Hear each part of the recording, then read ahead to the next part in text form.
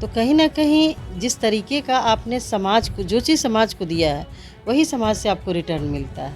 अब माननीय गिरिराज सिंह जी का जो रवैया है, अब तो ऐसा लगता है कि वो अपने ही क्षेत्र से वो चुनाव हारेंगे। सीमांचल, पूर्वांचल, कोसी ये कहने की बात तो है, क्योंकि लीडर के लिए कोई क्षेत्र नहीं होता। दूसरे राज्य से भी लोग आकर के लड़ते हैं, जीत के जाते हैं। लेकिन आपका व्यवहार, आपका विचार, आपकी सोच क्या है, ये मायने रखता है।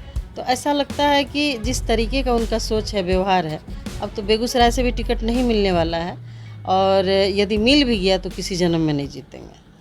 कांग्रेस विधायक प्रतिमा दास हमारे साथ हैं। केंद्रीय मंत्री हैं गिरिराज सिंह, बिहार में हिंदू स्वाभिमान यात्रा पर निकल रहे हैं।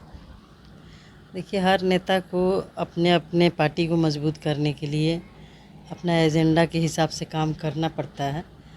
तो निकलना अच्छी बात है, निकलना चाहिए, काम करना चाहिए पार्टी के लिए। लेकिन समाज में जो विषमता, जो विष अपने बात व्यवहार से जो घोलने का आजकल के नेता प्रयास कर रहे हैं, इससे बचने की ज़रूरत है। लेकिन ये गिरिराज सिंह का पार्टी का नहीं, उनका खुद का यात्रा है। बिल्कुल, देखिए, अब वो अपना आखिरी बैटिंग कर रहे हैं। जैसा कि आप लोग जान रहे हैं, बेगूसराय से पिछले इसी चुनाव में 2024 में उनका टिकट कटने वाला था। लेकिन अब वो जब आखिरी उनका ये इलेक्शन, ये आखिरी उनका कार्यकाल समझिए है, तो वो चाहते हैं कि बीजेपी को इस तरीके से नस्तानाबूद कर दिया जाए कि फिर बीजेपी के नाम लेने से भी लोग को डर लगे। क्योंकि हमने देखा नवरात्रि के दौरान जिस तरीके के वो समाज में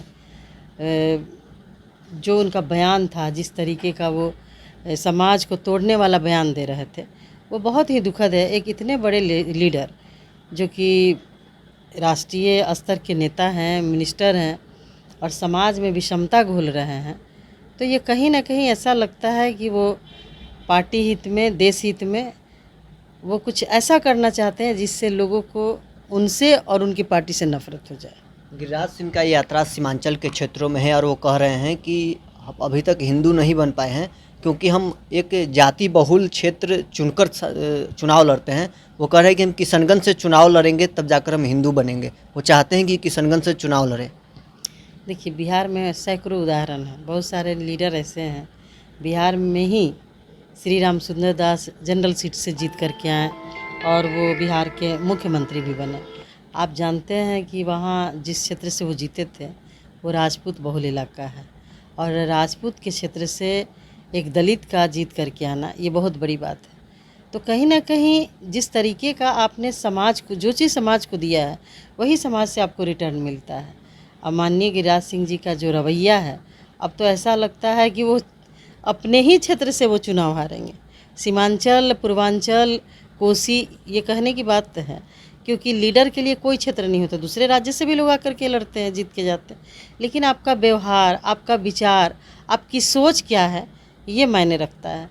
तो ऐसा लगता है कि जिस तरीके का उनका सोच है, व्यवहार है, अब तो बेगूसराय से भी टिकट नहीं मिलने वाला है और यदि मिल भी गया तो किसी जन्म में नहीं जीतेंगे। तो ये अपने सम्मान की रक्षा के लिए ये यात्रा पर निकल रहा है।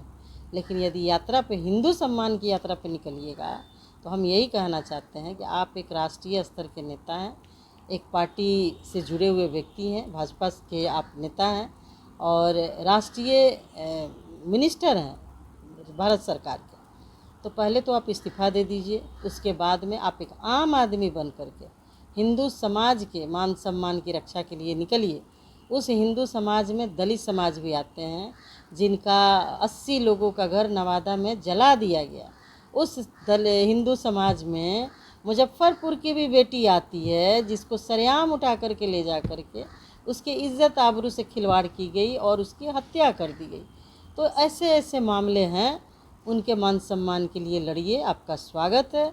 लेकिन पहले आप मंत्री पद से इस्तीफ़ा दीजिए, उसके बाद यात्रा पर, बिहार ही नहीं पूरे देश की यात्रा पर निकलिए, आपका स्वागत। अंतिम सवाल रहेगा, तेजस्वी यादव भी यात्रा पर हैं, दूसरे फेज की यात्रा पर निकलने वाले हैं, गिरिराज सिंह भी यात्रा पर निकलने वाले हैं। बिहार के हित में किसकी यात्रा होगी? देखिए, इंडिया गठबंधन के लोग हमेशा से चाहते हैं और हमारे गठबंधन के नेताओं की यही कोशिश रहती है कि सामाजिक समरसता कायम हो, समाज एकजुट रहे और लोगों की जो मूलभूत समस्याएं हैं उसको दूर किया जाए। ये नहीं कि समाज को समस्या में डाला जाए, जैसा कि गिरिराज सिंह जी करते हैं। अब हिंदू हिंदू बोलते हैं तो हम तो ये जानना चाहते हैं कि हिंदू है कौन। जहाँ जिस देश में लगभग 6000 जातियाँ हैं और उसकी पहचान उसकी जाति से होती है, तो फिर हिंदू आप किसको कहते हैं? पहले सबको समेटिए, उसके बाद आप हिंदू की बात कीजिएगा। आरजेडी के विधायक हैं, वो कह रहे हैं कि गिरिराज सिंह कहते हैं कि अभी तक हिंदू नहीं बन पाए हैं, तो उनका डीएनए जांच होना चाहिए। इस पर आपका क्या टिप्पणी? देखिए, इस पे कोई कमेंट नहीं है, ये हम नहीं कुछ कह सकते हैं, क्योंकि किसी नेता का जिस तरीके का ये स्तर गिरते जा रहा है, नेता की कोई जात नहीं होती है, क्योंकि जिस क्षेत्र से वो प्रतिनिधित्व करता है उस क्षेत्र में सभी जाति के लोग होते हैं, 36 जाति के लोग होते हैं और उनका वो प्रतिनिधि होता है। अब मान लीजिए हम जिस बिरादरी से हैं, सिर्फ उसी बिरादरी का काम करें तो बाकी लोग अपने आप को उपेक्षित महसूस करेंगे। तो ये सब बहुत ही घटिया किस्म की बात है कि किसी का डीएनए टेस्ट कराना, चूँकि ये सब बीजेपी वाले लोगों की ही भाषा है। आपको याद होगा बहुत पहले उन्होंने माननीय मोदी जी ने पटना के ऐतिहासिक गांधी मैदान में कहा था कि बिहार के लोगों का डीएनए खराब है, यहाँ के लोगों के डीएनए में ही दोष है। तो इस तरीके का टिक्का टिप्पणी ये लोकतंत्र के लिए और राजनेताओं के लिए अच्छी बात नहीं है। तो चलिए, कांग्रेस विधायक प्रतिमा दास हमारे साथ थी, जिन्होंने सभी सवालों का जवाब दी है। बहरहाल इस खबर में इतना ही। आप बने रहे न्यूज़ फाउंडेशन के साथ।